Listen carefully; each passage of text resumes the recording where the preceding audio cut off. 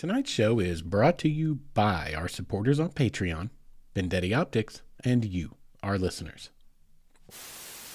Bears and cougars live in the more remote park areas. Ooh, the cougars. I thought they would have been hanging out at the speakeasy. But don't, shh. Anyway.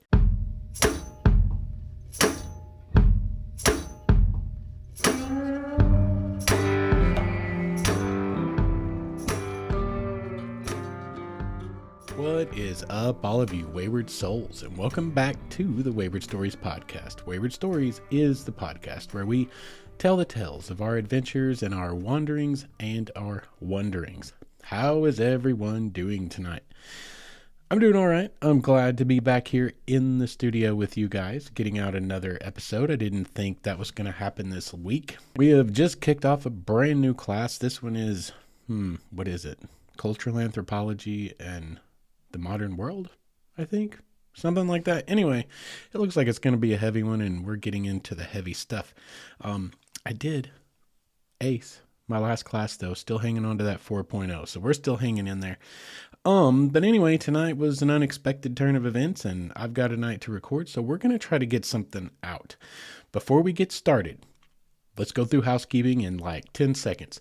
If you guys like the show, please subscribe. Please like, please go and leave ratings and reviews. We've been getting some of those in here lately, and that's awesome. That helps us. And believe it or not, every time we get a new review, I actually see our daily downloads spike. So the algorithm works. The algorithm works.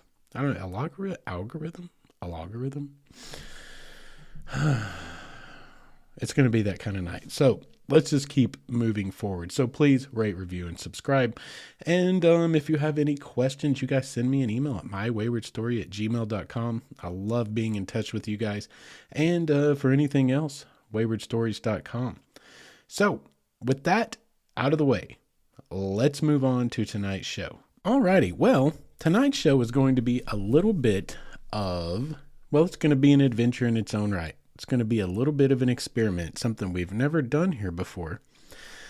And what we're going to do, this is going to be a Nomad Spirit Sedentary Life type of episode.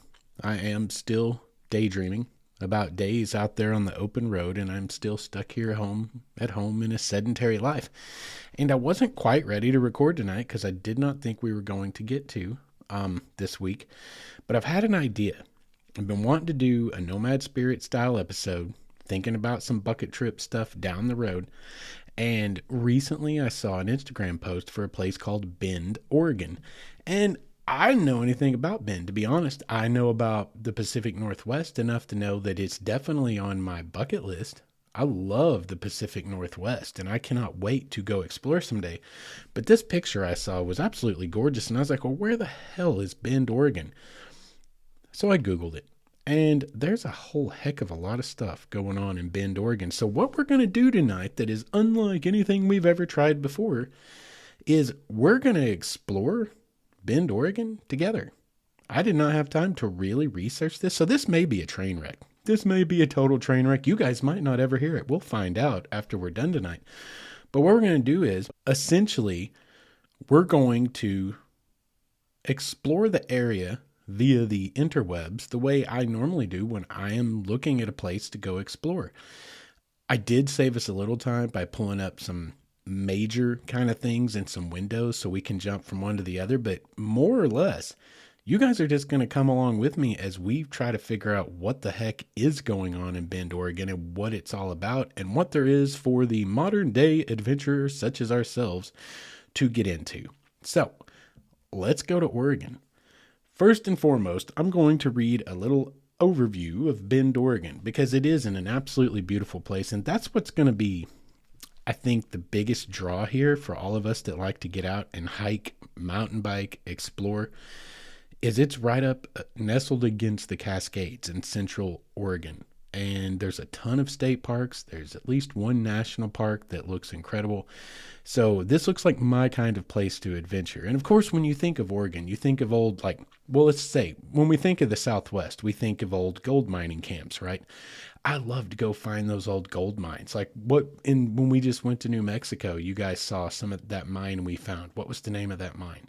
Gosh, I don't remember right off the top of my head, but whatever that mine was, you guys go over to Instagram, Wayward Son 119. You'll see the pictures of that old head shaft. That place was cool as heck. When you think of the Northwest, you think of old logging camps, logging roads. You think about some pretty horrible stuff like the the timbering of the redwood forest, the deforestation of the redwoods. We just talked about those last week a little bit. And that's kind of what's going on here. We've got some really neat stuff to explore, it looks like. So what is Bend in just general overview? What is Bend? It is located to the east of the Cascade Range on the Deschutes River, or the Deschutes River. Not sure how to pronounce that. The site became known by pioneers as a fordable crossing point of the river where it ran through a bend. An 1870s ranch popularized the name Farewell Bend, with the post office later distinguishing the area as Bend. It was incorporated in 1905 and started off as a logging town. In 1910, Mirror Pond was created as a dammed river reservoir to provide energy. It does need to be noted as well, the first people to live in this area were I believe the Warm Springs culture and the Paiutes, as a couple of the original indigenous people that I saw who were forced off of the land as they were throughout the United States, unfortunately, back in those days. Let's see. It's situated in the high desert. It is bordered by the Deschutes National Forest. Economically, it is a tourist destination featuring recreational attractions, e.g., breweries, an amphitheater, and the last Blockbuster video rental store. What? Oh my gosh, this is where the last Blockbuster is? Have you guys ever followed the last Blockbuster on Twitter? Oh my gosh, this is where the last Blockbuster is. That seals the deal. Period. That seals the deal. I'm going to Bend, Oregon. I don't know when. Hopefully sooner rather than later, because who knows how long that Blockbuster will hold on. I had no idea. This is awesome. Okay, moving on. As well as outdoor sports, including mountain biking, fishing, hiking, camping, rock climbing, whitewater rafting, skiing, paragliding, and golf. Bend is Central Oregon's most populous city. It has a population of around 100,000. For reference, Fort Smith has something like 82 to 88,000, so it's roughly the same size. It does look very quaint, though, unlike Fort Smith. It looks kind of beautiful. Let's see here. The geography of Bend sits on the boundary of the eastern Cascades slopes and foothills, and along the Deschutes River. The Deschutes River runs through Bend, where it is dammed to form Mirror Pond. Bend's elevation is 3,623 feet above sea level, which makes it rather reminiscent of some of the high desert out in New Mexico, in the lower lowlands. I think you're getting up into the 4,000s and 5,000s out in New Mexico. But you're starting to get into some arid kind of desert area, but then also obviously it climbs up into the Cascades. Inside the city limits is Pilot Butte State Scenic Viewpoint, an old cinder cone volcano. So there are lots of volcanic features all around Bend, Oregon. We're getting up into the Cascades. And actually, one of the things we're going to talk about and spend some time on tonight is Crater Lake National Monument is only about 2 hours from Bend. And that's one of the places we're going to explore tonight. So Bend itself as a city. Let's take a look at that. Alrighty, one of the main things that pops out to me here as I look at Bend, like the city proper, they have the Old Mill District, which is apparently, from the best I can tell here, some of the historic mill structures that have been converted into something of a shopping plaza. Guys, I'll be honest with you. What I'm seeing here is it looks a lot like Santa Fe. Do you remember when we talked about Santa Fe a few months ago? This looks a whole lot like Yuppie Central. I'm going to be honest. I'm sitting here looking at the map, and in the Old Mill District, there is a Sephora. Okay? So between that and a few of these other chains that I see here, that's kind of a little disappointing from the way I like to adventure. But for a lot of you, might be right up your alley. But the mill buildings, they do look really, really cool. And it sits right along the Deschutes River. So I would definitely explore it. I'm definitely going to explore Bend when I go to Bend. But just to be completely honest with you, it absolutely has the appearance of Yuppie Central. Let's get out of Bend and let's move on to all the many things there are to do. I'm going to run down a list here. And if this tells you anything, one of the best overviews I found was from a website called culturalfoodies.com. And that's just where we've arrived at in the modern day, I guess. And I will say this to their credit. These guys take some magnificent photos. These are some very high definition, beautiful photos. And they did a heck of a lot of exploring. So I'm going to run down this quick list of 21 fun things to do in Bend, Oregon, and then we're going to touch on a handful of these as we go. Rock climb or hike at Smith Rock State Park. And it does appear that rock climbing is a big dang deal up here. So if any of you are climbers, I'm going to say you've probably already heard of Bend. But if you haven't, something to look into. Explore the Deschutes National Forest. There are 2,500 square miles of nature's playground. Visit Newberry National Volcanic Monument, where there is an obsidian flow, the Lava Lands Visitor Center, and the Lava River Cave. Now that sounds fascinating. And see, if I were like right now sitting down for the whole night, not for an hour to talk to you guys briefly, but to really explore Lava River Cave, that's one of those things I'm going down the rabbit hole, metaphorically, to find out what's going on in the Lava River Cave. These are the windows that stay open when I'm doing my kind of research on an area that I want to visit. So we may look at that here in just a minute. Drive the Cascade Lakes Scenic Byway. So there's another one. That would definitely be something we may go further down the rabbit hole. Let's see. Hike or horseback at Oregon Badlands Wilderness, nearly 50 miles of trails. And I like the way that sounds, Oregon Badlands. Given that this is a volcanic landscape, I think we maybe have a general idea of what that landscape's going to look like. Something else that would be very interesting. Hike Tumalo Falls, or Tumalo Falls.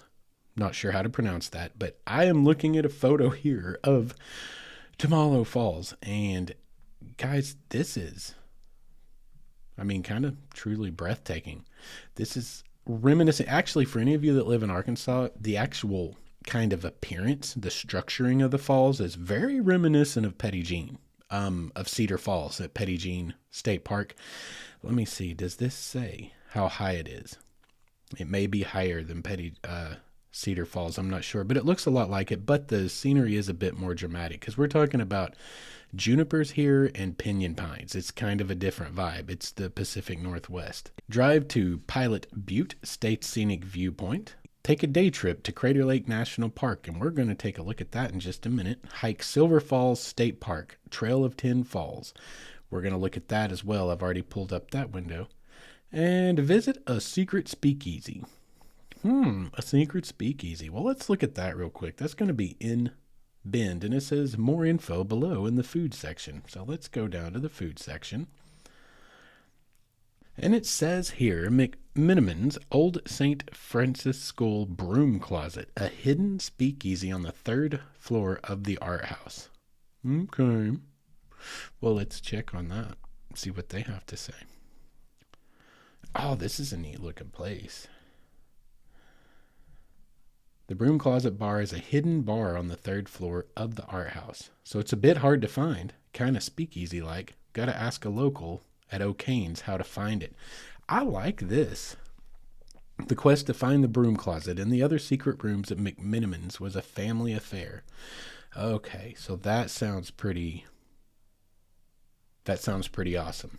I'm not seeing a lot more information on it right here, but it's truly a hidden speakeasy. So, McMiniman's Old St. Francis School, the Broom Closet, hidden speakeasy on the 3rd floor of the art house in Bend, Oregon.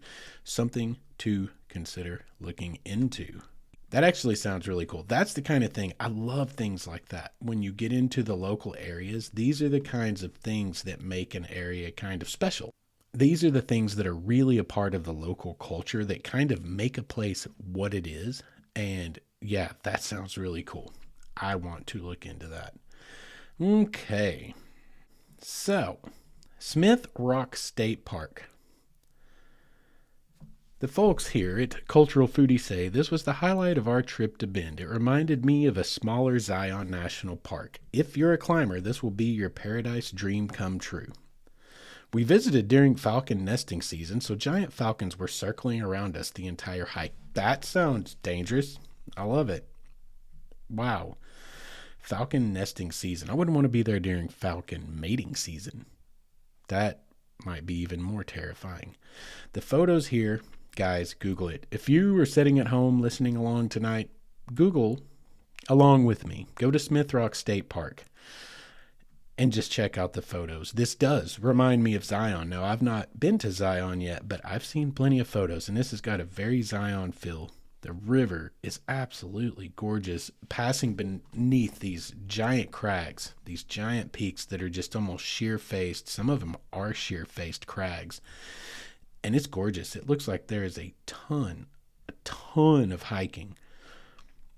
And these people look very, very, very happy in their North Face jackets, hiking amongst the crags. You could totally, yep, here's people climbing. And yeah, this is fly fishing. Holy cow, this river is gorgeous. I wish I could show you this. I wish I could put it on screen for you, or I could really make it pop for you guys that are listening. Put it on your list of things to look into. Smith Rock State Park. Wow. And then we also have Newberry National Volcanic Monument and Lava Lands Visitors Center. The Trail of the Molten Land. This looks pretty fascinating. Last major eruption occurred 1,300 years ago. Entire area was covered with volcanic glass. Yep, that looks fascinating. Oh my gosh, guys. Larger than life views of Mount Bachelor. And then there's Devil's Lake, which is bright green. Like, yep. This is absolutely the Pacific Northwest at its finest, guys. And I like these kind of parks. And this is where we've got the Lava River Cave. This lava tube formed over 80,000 years ago. It's the longest continuous lava tunnel in Oregon. Don't forget your flashlight or your headlamp and a jacket. It gets cold back in there, so you can explore the Lava River Cave in Newberry National Volcanic Monument. So, wow, yeah. So, we've got hiking, we've got climbing, we've got a little bit of caving here, it looks like, in an 80,000-year-old continuous lava tube. And then we have the drive of the Cascade Lakes Scenic Byway. We've got a much higher elevation. Really cold, a lot of snow on the ground here. So what is the Cascade Lake Scenic Byway? You know me. I love me some scenic byways because usually they have some pretty incredible stuff to find along the way. Let's see. The Cascade Lake Scenic Byway, Forest Route 46, is a national scenic byway in Central Oregon. It runs for 66 miles in the rugged country of the Deschutes and Klamath counties on the east side of the Cascade Range. It offers particularly good views of Mount Bachelor, Broken Top, and the Three Sisters, and provides access to many recreational facilities in Central Oregon. The route is so named because it weaves past a number of small natural lakes along the Cascades as well as several reservoirs on the upper Deschutes River. The northern terminus of the route is in Bend, where it changes into Northwest Century Drive. It follows the two-lane Century Drive west into the Deschutes National Forest and past Mount Bachelor, then along the Cascades into northern Klamath County, where it terminates on its southern end at its junction with Oregon Route 58, approximately 40 miles southeast of Oak Ridge. The Cascades Lake Scenic Byway continues south along the west side of Mount Bachelor, and beyond Mount Bachelor, the byway passes Todd Lake, Sparks Lake, Devil's Lake, Elk Lake, Hosmer Lake, Lava Lake, Little Lava Lake, and Cultus Lake. The map this looks like a great drive. And the scenery is unbelievable. Can you imagine? Backcountry scenic byway through the Cascades. Well, I guess right down at the base of the Cascades, next to alpine lakes, essentially. Is that going to be alpine? I don't even remember what alpine means exactly. I know it's way on up there. And that looks pretty amazing. So we've got hikes, we've got bikes, we've got drives, we've got trout fishing, we've got apparently kayaking and surfing on the Deschutes River in town. bend, which looks kind of interesting. Reminds me of the kayak park in Siloam Springs and some of the kayak parks that are going up around the country. And I'm really digging these kayak parks. Here we have Tumalo Falls again. We talked about Tumalo Falls. It very much looks like Cedar Falls. It is, to hike there. Here's the hike, 6.5 miles. It is heavily trafficked out and back. You gain 583 feet of elevation, so it's a pretty serious hike. But it is totally worth it, I think. This is absolutely beautiful. Wow. That photo alone, if they had done that in long exposure, shoot, you could sell that photo all day long. So check that out, guys, Tumalo Falls. Give that a Google as you follow along with us tonight. Holy cow. Yeah, that's pretty incredible. Wow. Okay, so we've got a lot of awesome state parks here. What did we have? Smith Rock State Park. Let's look at this one. Here's another one. Silver Falls State Park. We talked about Smith Rock. Okay, here's Smith Rock again. Lots and lots of climbing. Lots of climbing in Smith Rock. Let's check out Silver Falls because everyone loves a good waterfall. And if you guys will go to stateparks.oregon.gov and then look for Silver Falls State Park, it's near Salem, Oregon. Holy cow. This reminds you very much of what you expect to see when you think of the Pacific Northwest. These waterfalls are absolutely stunning. Park overview from Oregon State Parks. They're going to put the glow on it, but here's what they have to say. People call it the crown jewel of the Oregon State Park system, and once you visit, you know why. Silver Falls State Park is the kind of standout scenic treasure that puts Oregon firmly onto the national and international stage. Its beauty, boundless recreation opportunities, and historic presence keep it there. Where else can you walk behind a waterfall? Well, I can think of a bunch of places, but tell me, Oregon.gov. Check out the famous South Falls and see what a 177-foot curtain of water looks like from behind. It's part of the Trail of Ten Falls, a spectacular, nationally recognized hiking trail that weaves through a dense forested landscape. The trail passes a series of breathtaking waterfalls along a rocky canyon and then descends to a winding creek at the forest floor. This 7.2-mile loop is considered to be a moderate hike with an overall elevation change of 800 feet. Several connecting trails with separate access points make shorter routes. For everyone's safety, absolutely no pets allowed on the canyon trail. All right, 7.2-mile loop, 800 feet of elevation change, and it is considered to be a moderate hike. This may be an all trails description. And it may be moderate, who knows, but 7.2 is a long way when you're gaining 80 stories. But this is something I would do all day long. The photos right here on the homepage, the front page, and they're all pulled from Instagram, it looks like. Yeah, that's incredible. Wow. So let's see, what else do we have? Boots, bikes, paws, and hooves. The park offers more than 35 miles of backcountry trails for mountain biking, hiking, or horseback riding. Bears and cougars live in the more remote park areas. Ooh, the cougars. I thought they would have been hanging out at the speakeasy. But don't. Anyway, I'm sorry. That was low-hanging fruit. How do you pass that up? How do you pass that up? Anyway, well, we mentioned earlier something about the Lava River Cave. Well, there is another cave that you can explore. This one is a guided lava tube cave tour, and this is near Bend. Oh, these photos look really, really cool. All right, let's tell you about it. Join us for an epic subterranean adventure deep below the Earth's surface. Bend is home to a vast amount of lava tube cave networks, all of which were formed thousands of years ago by volcanic activity. During our 2 hours underground in the darkest, quietest spot the Earth can provide, our naturalist guides will impart their vast knowledge of the region's geology while we adventure through this incredible cave system. Wanderlust Tours is the only guide company permitted in these wondrous lava caves. These caves are wild caves, meaning there is no paved path or lighting. Wanderlust Tours will outfit your group with helmets and headlamps.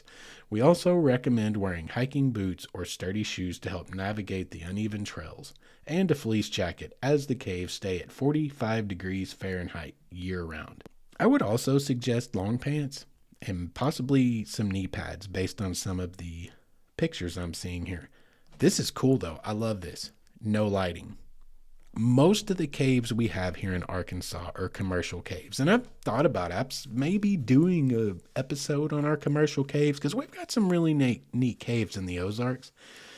But they are all commercial caves. They're very tame compared to, an actual caving or spelunking adventure, as you might expect. They're commercial caves. But they have lighting installed. They've got it. There's a little bit less of an adventurous aspect to it, but it is, a great way to see some really beautiful geology. But I like this better because it's kind of a compromise between the two. You're not spelunking down into a cave you might not ever make it out of. Clearly, you're on a guided tour, but there's no lighting. There's no footpaths. It would be much more of a kind of an adventurous experience. And that's really cool. So far, we're almost at the break. So we're going to take our break in just a second. But so far, this is pretty incredible. Okay. I kind of knew when I saw that first picture, already knowing that Oregon was on my bucket list, or the Pacific Northwest. And I saw that picture. I was like, okay, this is going to be pretty interesting to check out. But like, this is a lot. This is a lot. I mean, we've already been just through 2 state parks that both alone you could probably spend 2 or 3 days at, from what I can tell. We've got at least one significant backcountry byway you could explore, but I've already seen, kind of little links that kick off to several others. We haven't even started to look for ghost towns yet, and I'm going to look for ghost towns or abandoned mining towns or even logging towns. In the Northwest, it's probably going to be logging towns. We haven't even gone there yet. We haven't even gone to Crater Lake yet. We've already been fly fishing, hiking, biking, caving, and the photography is incredible. This is wow. You would have to spend a couple of weeks there. Anyway, let's go to break. When we come back, we're definitely going to check out Crater Lake. We're going to go look for some ghost towns and see what else we can find to learn about Bend, Oregon. We'll be right back. What is up, all of you wayward souls? I want to tell you guys about our newest sponsor, Bendetti Optics, a brand based right here in the good old US of A, Portland, Oregon, to be exact. And I bought my first pair of Bendetti sunglasses about 1.5 years ago and fell in love with them, so much so that I got online and ordered a couple of more pair. And when I did, there was a small shipping snafu, an order fulfillment snafu, and I got on the phone, gave them a call, and guess what? I get a call back from who? One of the big men themselves, right there in Portland, from the top of the chain.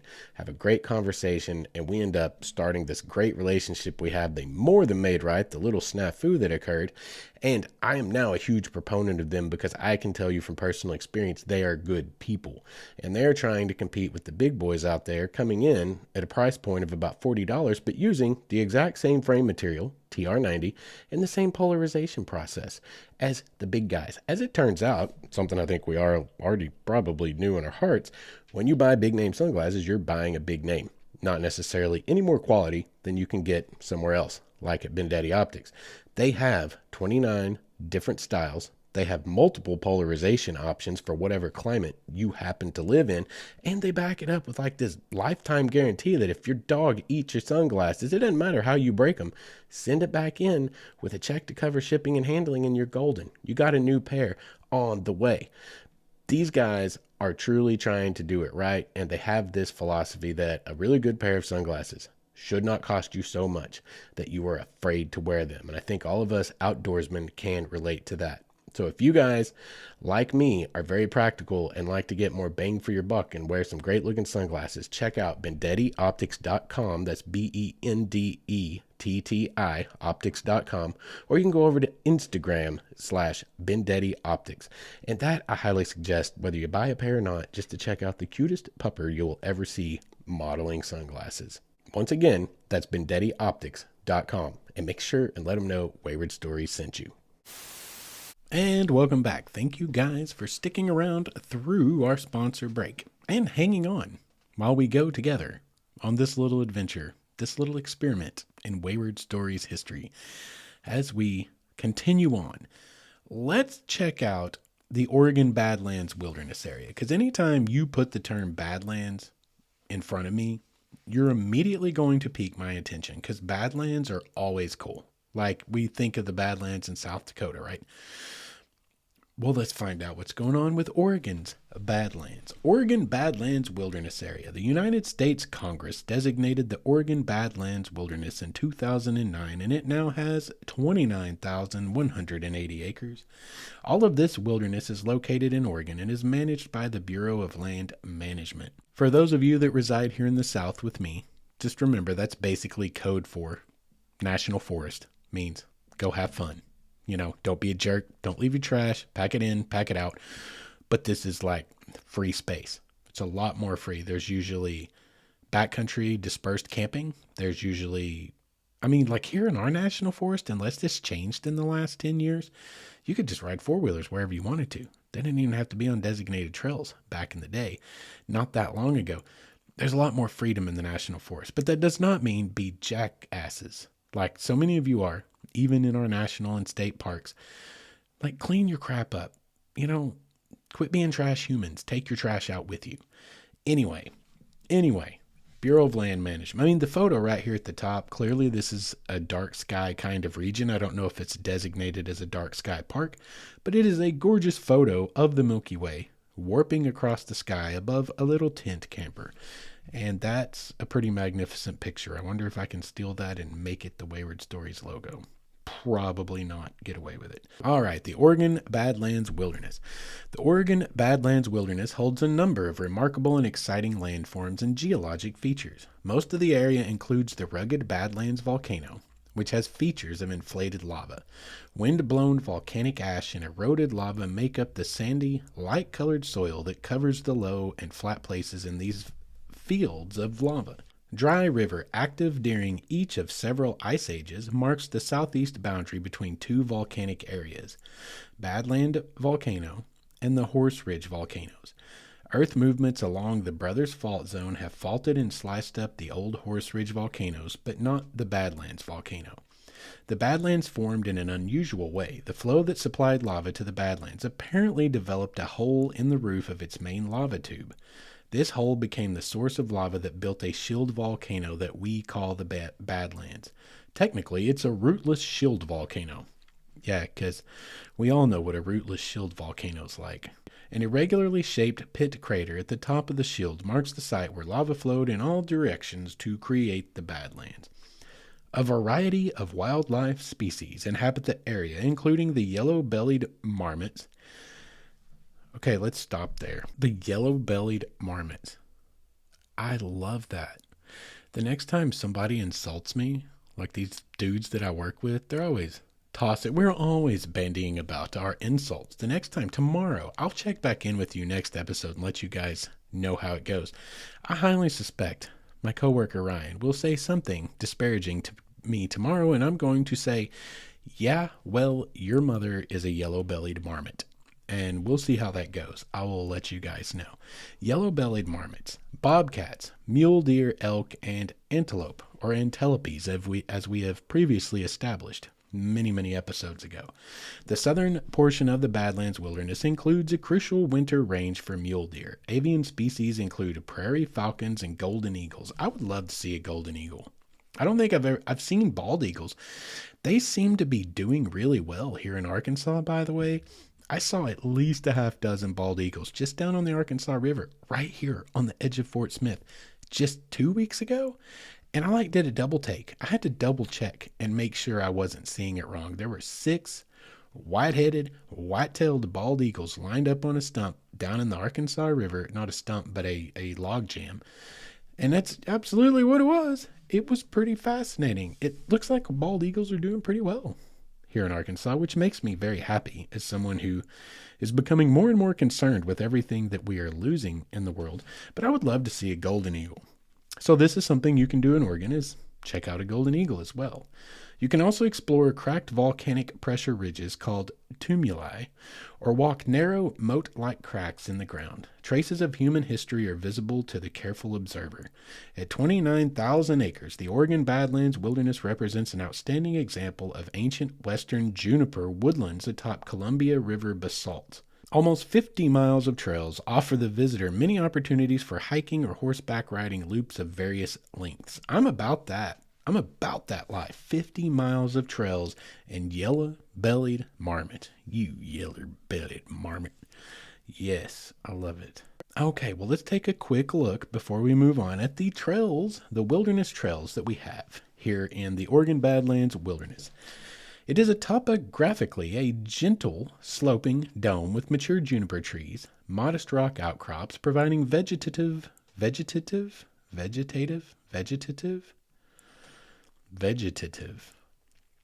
got to be the right way to say it, because vegetative sounds way too redneck. Vegetative. Screening, and plenty of solitude, whatever. You will find a few trails. It just means there's like plants growing on it. We'll just go with that. Modest rock outcrops with plants growing on them.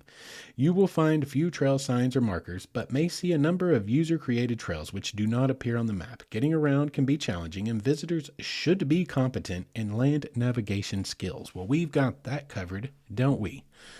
I know my wayward peeps know their way around a compass. All right. Badlands Rock Trail, in and out hike or horse ride, 6 miles round trip. Ooh, the elevation gain's only 75 feet.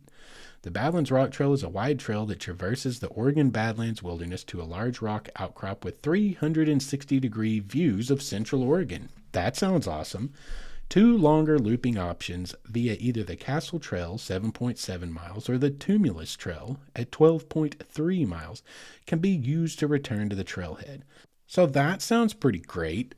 You guys, we've talked about 360-degree panoramas before, like with Enchanted Rock down in Texas. That's one of the coolest panoramas you'll ever see. You can stand right on top of Enchanted Rock and turn in a perfect circle in it as far as you can see to the horizon. The flat Texas plains, this giant basalt. Is it basalt? No, it's granite dome, like a pimple in the middle of Texas. They're like, everything's bigger in Texas. Yeah, it is. Even your pimples.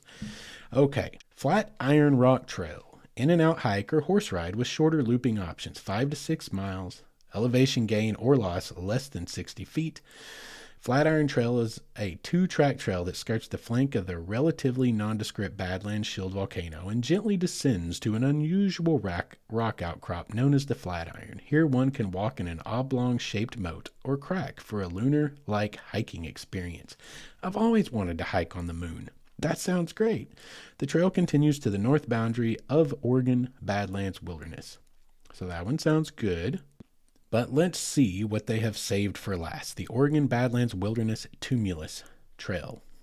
In and out hike or horseback ride with shorter looping options. 5 miles to 15 miles. Wow. Elevation gain or loss, 75 feet. The heart of the Oregon Badlands Wilderness is reached by traveling the remote, I always like that word, remote, Tumulus Trail. This serpentine trail winds around large lava blisters with hidden alcoves, moats, and open woodlands. Off trail in this area, it's easy to get turned around, so sound navigational skills are essential. Trailhead access is located adjacent to a gate along the main area canal.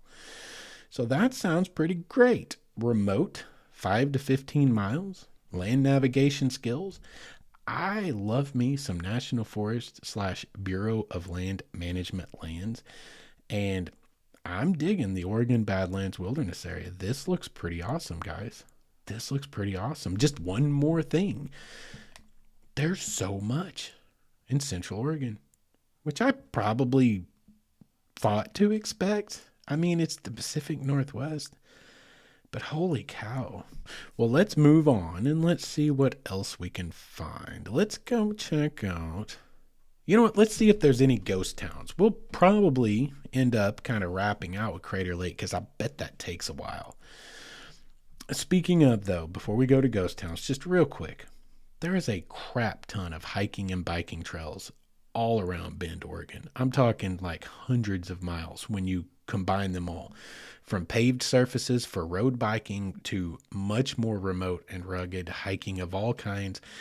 Just picture yourself in a gorgeous Pacific Northwest river valley with people waist deep in waders, casting fly lines and catching trout, juniper trees, pinyon pines, the Cascades, volcanic mountains in the distance, raising up until they are white capped on the horizon. So imagine this, and you have every option. You can horseback ride, you can hike, you can road bike, you can mountain bike. There's a lot of trails. That's all I'm saying. And they're right at the edge, right in the foothills of the Cascades. And some of them are very much in the Cascades. So let's just cover hiking with that and call hiking good, because I could just describe one trail and I've probably described all of them to some effect. Alrighty, so let's move on to seeing what we can find in ghost towns. I did a little Googling to see what kind of ghost towns we could get into, and it does look like there are a few to check out. Let's see what we've got here. We're going to draw a bunch of this from traveloregon.com. And the way I would approach this, usually, is I would find, say, this website, which was the better one of the ones that I kind of briefly skimmed trying to find a good one earlier. And it seemed like, okay, there's a lot here. But then I would spend more time. I'd go through their list, and then I would go into other windows, and I would try to find more specific info on some of the ones that look more promising. For tonight, we're going to kind of skim across the surface, and I will show you, or I will tell you about the ones that look very promising. But we may not spend a lot of time going down each little rabbit hole. We won't have enough time for that tonight. Let's see. Right on the homepage, under Road Trips to Oregon's Past. What have we got here? Well, let's start here because it says Central Oregon. Oregon ghost towns. Boyd, Dufour, and Friend. Like, seriously, when you see Dufur, how are you going to pronounce that? I mean, you got like a 33% chance of getting it right. So I'm just going to say Dufour, maybe 25% because it could be Dufour, Dufour. Maybe that's what it is. There's a lot of fur trapping that went on up there. Maybe that's where everyone brought Dufour. That was bad. I should cut that out. Anyway, moving on. It looks very promising because the very first picture you see is, this appears to be either an old schoolhouse or a church. I'm going to go with schoolhouse. It actually is very much reminiscent of Bodie, California. You guys, I'm sure some of you guys have seen pictures of Bodie. It's one of the most famous ghost towns in America. Like, I've never been there. I got real close once. I want to go there. It's in Northern California. You could probably hit it on the way if you wanted to road trip to Oregon from where I'm at. But we've got the classic high desert brown wood frame structure of a schoolhouse that you can see right through the front, out of the back. And it looks pretty awesome. Leaving I-84, the first spot you'll come upon is the town of Boyd, just 12 miles southeast of the Dalles, or the Dalles.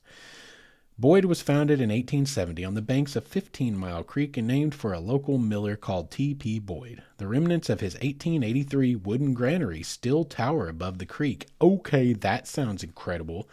Visit on a late fall day and listen to the gurgle of the water and the song of the hidden birds among the cottonwood trees. Try to imagine this place as the bustling millworks that disappeared in the 1930s when the tracks of the Great Southern Railroad were pulled up. A little more than a mile south of Boyd, you'll come upon a pioneer graveyard called the Star No. 23 Rebecca Lodge Community Cemetery.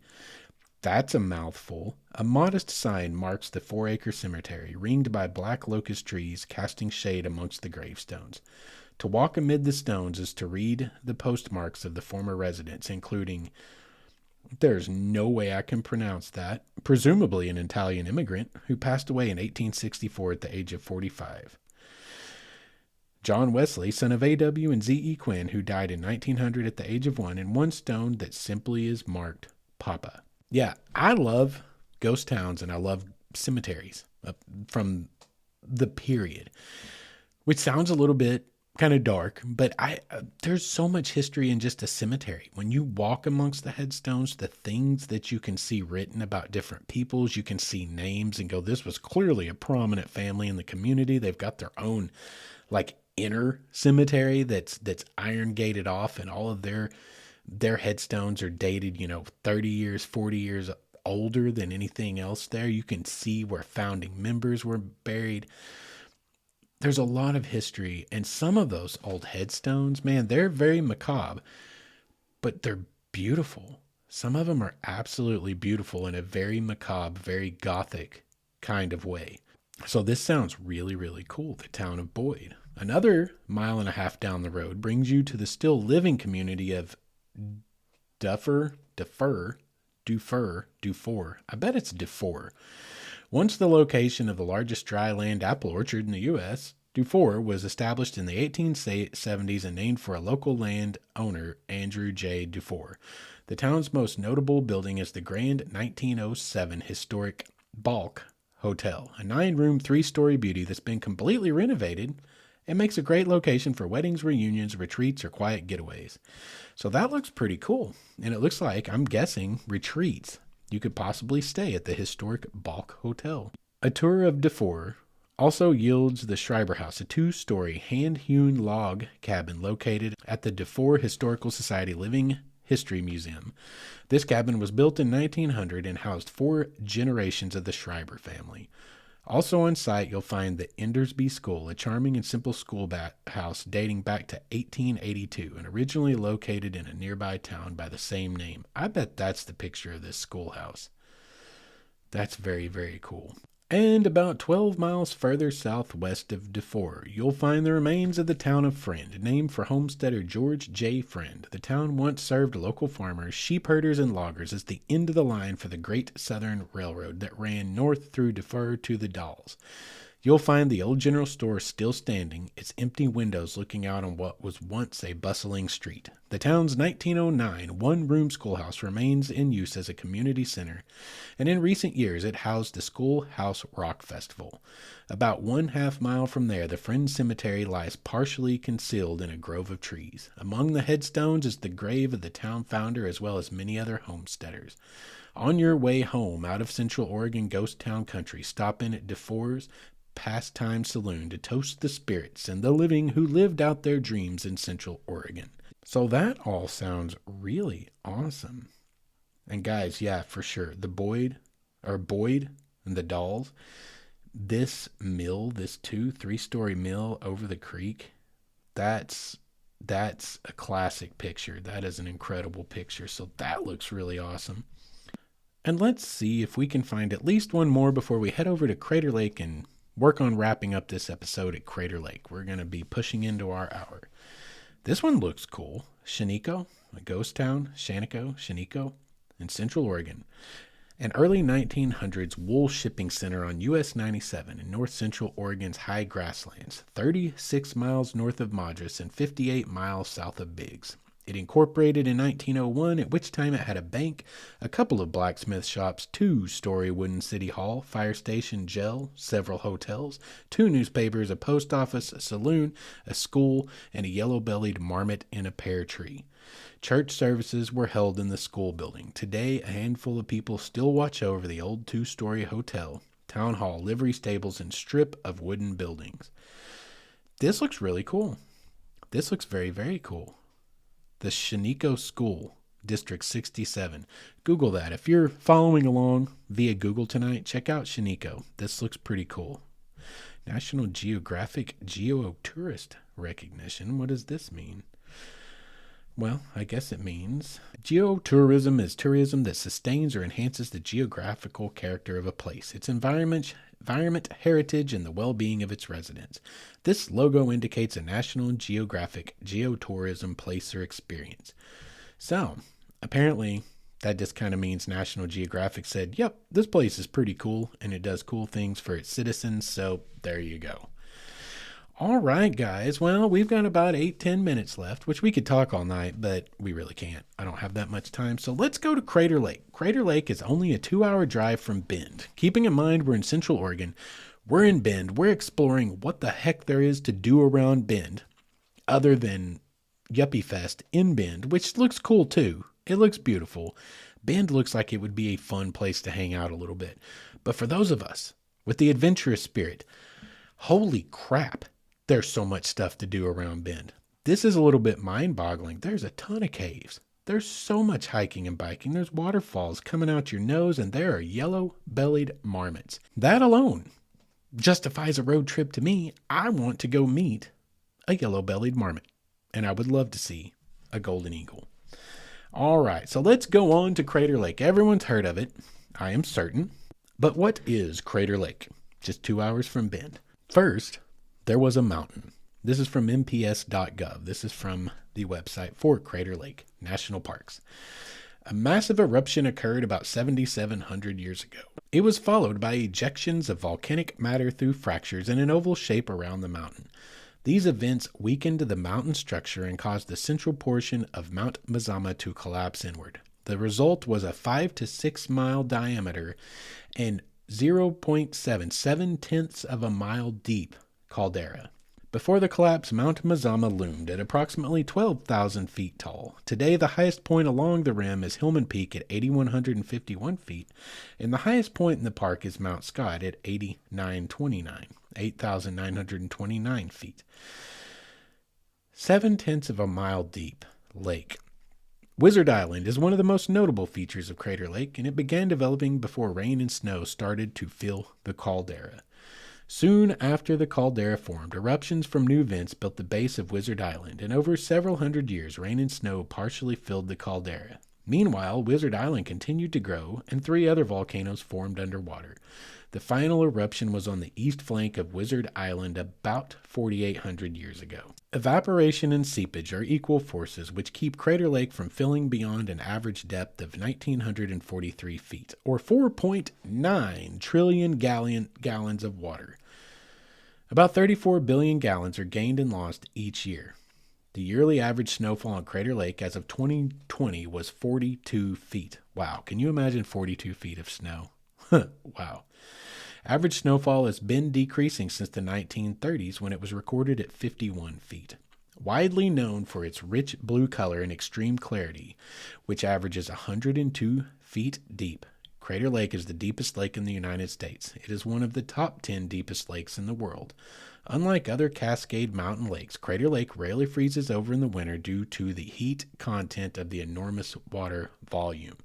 To learn about lake ecology, current research, and the long-term limnological monitoring program, visit Crater Lake Research. Boy, that was a curveball in the middle of text, limnological. I think I handled that pretty well, honestly. Okay. Beyond blue, the mystique of Crater Lake begins with the public's fascination of the lake's color, depth, and clarity. The lake's formation and existence is explained through a collaboration of many sciences, along with human stories and experiences. Click on one of the items below for more information about some of the lake's features and past explorations. So let's see here. What do we want to read about? You know, what we really want to read about is probably some hiking. So I'm going to pull up here and we're going to learn a little bit about whatever hiking and other opportunities there are. But something popped out at me before we ever got very far. And that was the old man of the lake. So I clicked on this and it says, is it a mystery, a phenomena, or simply part of a tree that is vertical and drifting around the lake? This is something I did not know about, and this is really interesting.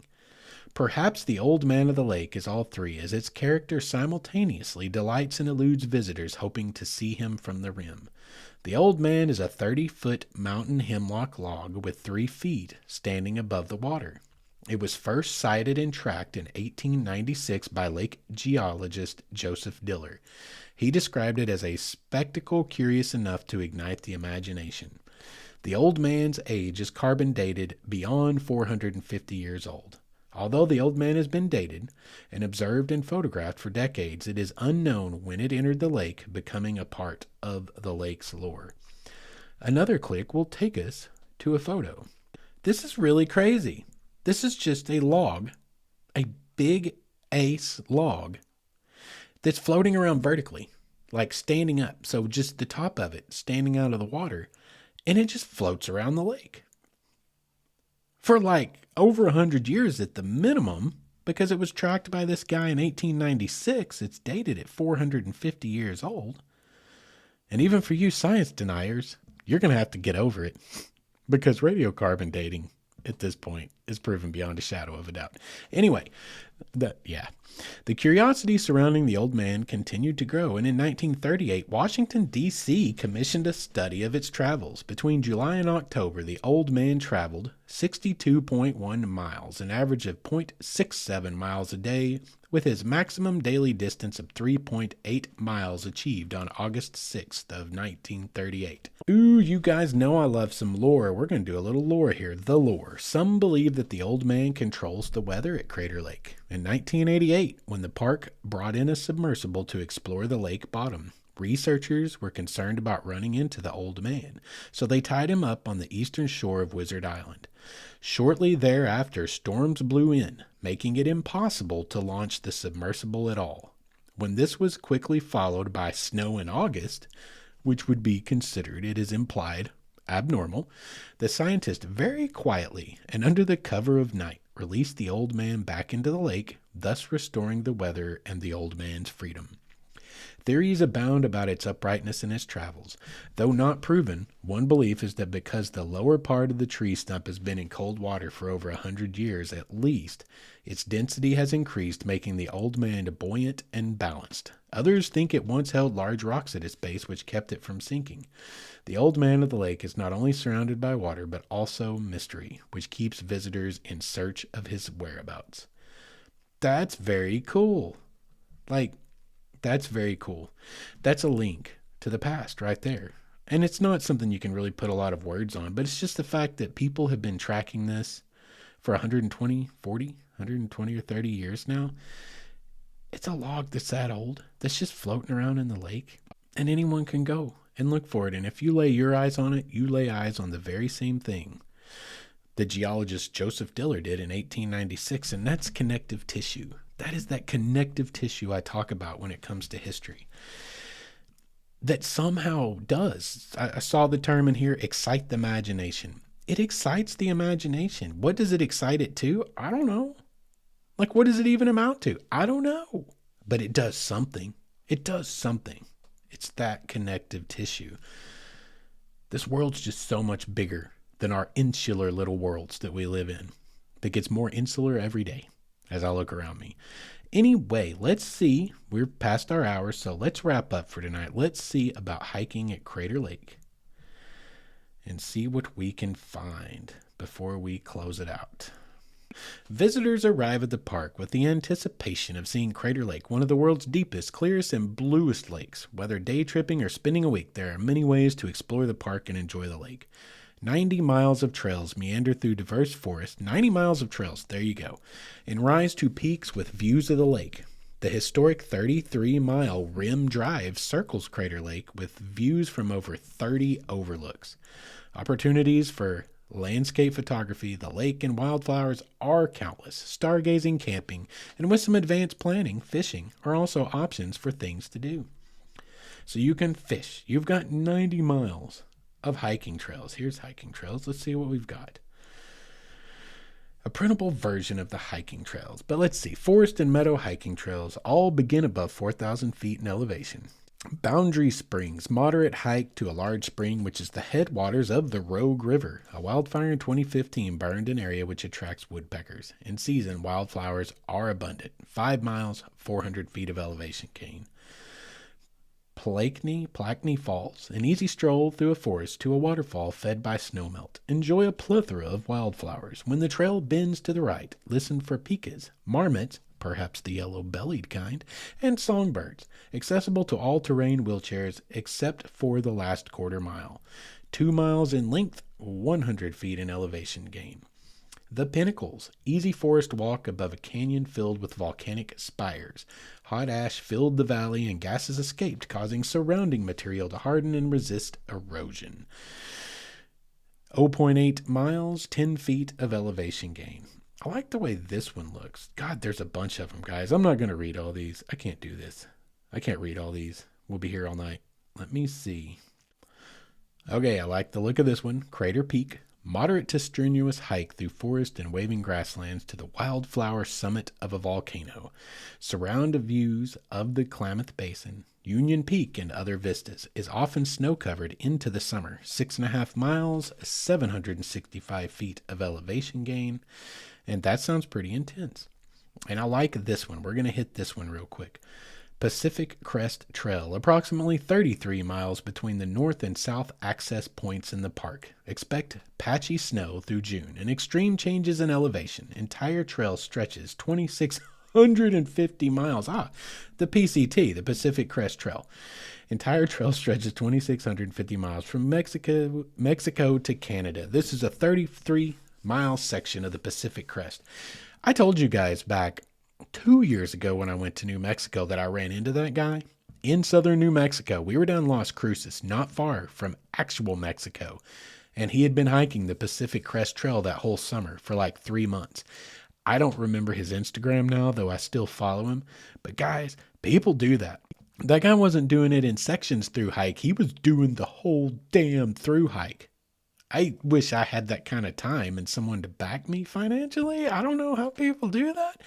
But that's insane. 2,650 miles. And he did it because I saw when he passed into Mexico, he posted on Instagram. So that's kind of cool. That's pretty cool. So what we see here at Crater Lake is the beautiful blue Crater Lake with Wizard Island. We've got a rim trail that you can drive, or a rim drive all the way around, 33 miles. How many miles did it say of hiking? 90 miles of hiking? Tons to do. It's a national park. You wouldn't expect anything less. It looks like there's probably dark sky photography, hiking. It looks like there's camping. It looks like there's a little bit of everything, and you are on top of an ancient volcano. How can you go wrong with that? Unless it suddenly becomes not dormant anymore, and then maybe you took a wrong turn at Albuquerque. But it sounds pretty awesome to me.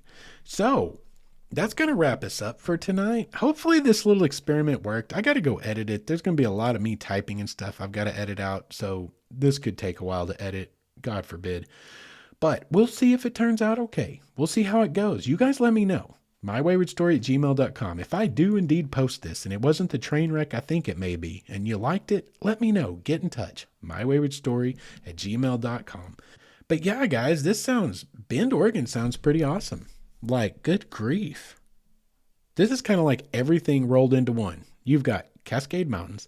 You've got high arid desert. You've got Pacific Northwest crystal clear rivers for fly fishing or any kind of fishing. You've got lava tubes and caves to explore everywhere. You've got hiking trails. You've got biking trails. You've got ghost towns. Like, it sounds like it's kind of got it all. I mean, they didn't even leave out the yeller-bellied marmots. Like, this is more than I expected. I expected to find a lot, in a sense, because it's the Pacific Northwest, but I did not expect one area, Central Oregon, around Bend, within just a couple of miles or a couple of hours in any direction, to have this much stuff. And this is all some really gorgeous stuff. This is not like a bunch of little filler stuff. This is big stuff. Every one of those state parks I mentioned, alone, you could spend a couple of days exploring. This is awesome. Good grief. Now I really, really, really have got that wanderlust and that nomad spirit. Dang, this made things worse, not better for me. But that's okay. That's okay. We do our best to get by, right? We do our best to get by. Anyway, I would like to thank you guys for joining me yet again tonight. I hope you enjoyed it. Thank you for sticking around with me all the way to the end, and I hope we'll see you guys again in a couple of weeks. Until we do, you guys get out there, find yourself an adventure, and if you are stuck in that sedentary life like me, get on the old Google box and do some research and start putting together your own bucket list. Like, it's not as good as the real thing, but it's better than sitting here doing nothing, mindlessly watching some kind of reality TV, at least in my humble wayward son opinion. So anyway, you guys have a good couple of weeks, and don't forget to call someone a yellow-bellied marmot. And until we meet again, you guys be good to each other.